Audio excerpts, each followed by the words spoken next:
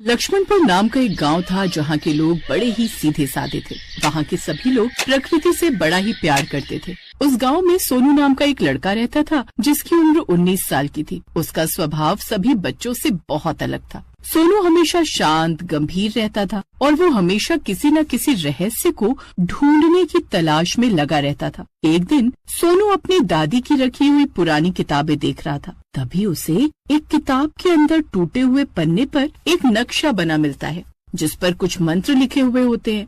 उसको देखकर सोनू मन ही मन कहता है, अरे ये क्या है? ये मंत्र कैसे? और ये अलौकिक दरवाजा क्या होता है? उस नक्शे को देखकर सोनू का उत्साह और बढ़ जाता है।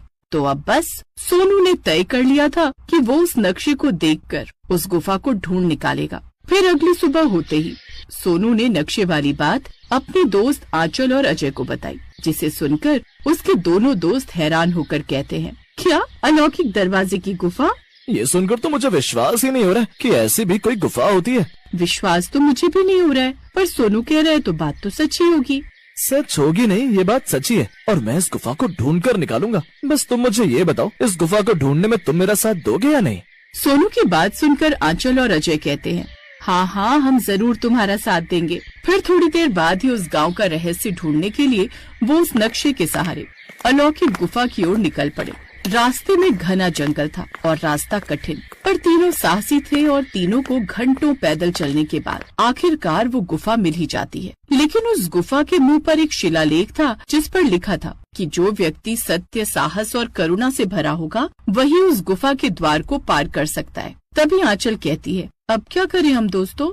क्या मतलब क्या करें? चलो अंदर चलते हैं, लेकिन इस शिलालेख पर जो लिखा है उस हिसाब से हम तीनों में ये गुण होने चाहिए, तभी हम इस गुफा के द्वार को पार कर सकते हैं। देखो दोस्तों, हम तीनों एक साथ इस रहस्य भरी गुफा को ढूंढते हुए आ तो गए। इसका मतलब ये है कि हम तीनों साहसी हैं। और रही बात करुणा और सत्य, मुझे लगता है ये हम तीनों में है, इसीलिए चलो हम तीनों अंदर चलते हैं। सोनू की ये बात सुनकर आंचल और अजय का हौसला बढ़ता है और उस गुफा के दरवाजे के सामने खड़े होकर तीनों दोस्त मंत्र पढ़ने लगते हैं। तभी एकदम से चमत्कार होता है और गुफा का दरवाजा अपने आप खुल जाता है। फिर तीनों दोस्त अंदर जाते हैं और जैसे ही वो अंदर गए उनकी आंखों के सामने एक अजीब रोशनी चमकती है और एक पल में वो एक नई दुनिया में आ जाते हैं, जहाँ पेड़ बोलते थे, नदियाँ गाती थी और आकाश में 3 चंद्रमा चमकते थे, जिसे देखकर अजय कहता है, सोनू ये सब क्या है? ये तो बिल्कुल किसी सपने जैसा लगता है। वो तीनों इस जादुई दुनिया को देख ही रहे होते हैं कि तभी उन्हें एक आवाज आती है, आखिर तुम लोग आ ही गए। तुम्हें एक अलौकिक दरवाजे ने ही तो चुना है। अरे ये आवाज कैसी है?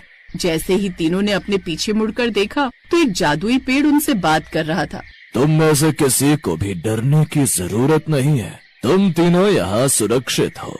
तभी सोनू ने उस जादुई पेड़ से डरते हुए कहा, लेकिन आपने हमें ये क्यों कहा कि हमें चुना गया है? क्योंकि इस दुनिया को काल रात्रि नाम का एक भयानक अंधकार निगल रहा है। ये दुनिया पक्षियों और अन्य जीवों के लिए बनाई गई थी, लेकिन काल रात्रि राक्षस ने इस पर कब्जा कर लिया, जिसकी वजह से ये दुनिया दूषित हो रही है और धीरे धीरे नष्ट हो रही है। क्या सच में? हाँ, आज इतने सालों बाद तुम तीनों ने इस दरवाजे को पार किया है। इसका मतलब काल रात्रि का अंत होने को है। तुम तीनों अपनी समझदारी और इकट्ठे होकर इस दुनिया को बचा सकते हो। तुम्हें बस उस काल रात्रि की गुफा को ढूंढकर उसे नष्ट करना है। उस जादुई पेड़ की बात सुनकर तीनों ही काल रात्रि की गुफा को ढूंढने के लिए आगे बढ़ते हैं। लेकिन गुफा की ओर निकलने से पहले उस जादुई पेड़ ने उन तीनों को 3 अलग अलग मंत्र दिए थे, जिससे रक्षा शस्त्र बनाया जाता था। जादुई पेड़ की बात सुनकर वो तीनों गुफा की तरफ निकल पड़ते हैं, लेकिन उन्हें नहीं पता था कि काल रात्रि के सेवक उन पर नजर रखे हुए हैं। तभी यात्रा के दौरान उन्हें एक रहस्यमयी लड़की मिलती है जिसका नाम कोमल था, और उस लड़की ने उन तीनों से कहा, मैं भी तुम्हारी तरह उस काल रात्रि का अंत करने निकली हूँ। उसकी बात सुनकर सोनू ने बड़े ही अचंभित होकर जवाब दिया, तो तुम्हारे कहने का मतलब है कि तुम भी हमारे साथ हो? हाँ, ठीक कहा तुमने।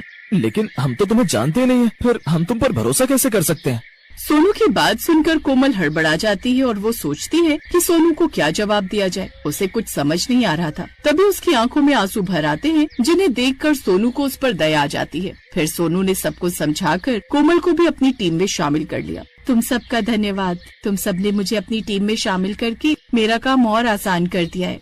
अरे कोमल, ऐसी कोई बात नहीं है, अब तुम भी हमारी दोस्त हो। क्यों दोस्त हो? सोनू की बात को सुनकर अजय और आंचल ने हामी तो भर ली थी, लेकिन न जाने क्यों आंचल को कोमल पर शक था। उसे बार बार लग रहा था कि कुछ तो गड़बड़ है। ऐसे ही देखते देखते दिन गुजरते जाते हैं और कोमल सोनू के साथ कुछ ज्यादा ही घुलने मिलने लगती है, जैसे मानो वो उसे अपने जाल में फंसाना चाहती हो। ये सब कुछ देखकर आंचल अजय से कहती है, अजय, ये कोमल सोनू के साथ कुछ ज्यादा ही घुल मिल गई है। तुम ठीक कह रही हो, हमें जरा इससे बचकर रहना चाहिए। अब आंचल के साथ साथ अजय को भी कोमल पर शक होने लगता है, लेकिन जिसका डर था वही हुआ। कोमल ने पूरी तरह सोनू को अपने वश में कर लिया था। कालरात्रि की गुफा पर पहुंचने के बाद जैसे ही उन तीनों ने अपने मंत्र पढ़ने शुरू किए, सोनू कमजोर पड़ने लगा और उसे चक्कर आने लगे और वो बेहोश होकर जमीन पर गिर गया, जिस कारण कालरात्रि की गुफा खत्म होने की बजाय और खुल गई थी। तभी कोमल जोर जोर से हंसने लगती है। आखिरकार मेरा काम पूरा हो ही गया और मैंने कर दिखाया। मैंने तुम्हें इस काल रात्रि को खत्म होने से रोक ही दिया और काल रात्रि को तुम लोगों से मुक्त करा दिया। कोमल की बात सुनकर अजय और आंचल दोनों दंग रह जाते हैं और उससे कहते हैं, मतलब तुम हो कौन?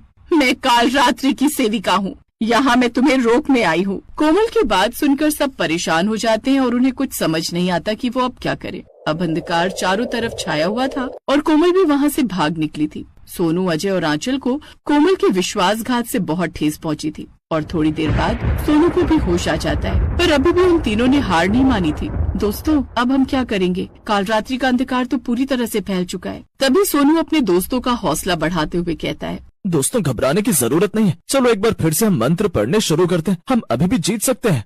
सोनू की बात सुनकर सबका हौसला और बढ़ जाता है। फिर तीनों ने एक बार फिर से मंत्र पढ़ना शुरू किया। अचानक तेज हवाएं चलने लगती हैं। फिर आसमान से एक रोशनी सोनू, आंचल और अजय पर पड़ती है और जैसे उन्होंने अपनी आंखें खोली तो देखा सोनू के हाथ में एक दिव्य रक्षा शस्त्र था और उस शस्त्र को पाते ही सोनू ने उस शस्त्र को अपने पूरे जी जान से गुफा पर फेंक दिया, जिसका अंजाम ये हुआ कि कालरात्रि की गुफा फूटकर टुकड़े में बिखर जाती है, जिसे देखकर दोनों बहुत खुश होते हैं। फिर खुश होकर सोनू कहता है, ये हम जीत गए दोस्तों। तीनों दोस्त मिलकर अपनी जीत की खुशियाँ मना ही रहे होते हैं कि तभी वो जादुई पेड़ फिर से प्रकट होकर बोलता है, शाबाश, आज तुम तीनों ने ये सिद्ध कर दिया कि सच्चे हृदय और एकता से हर अंधकार को मिटाया जा सकता है। वृक्ष देवता की बात सुनकर तीनों बहुत खुश हुए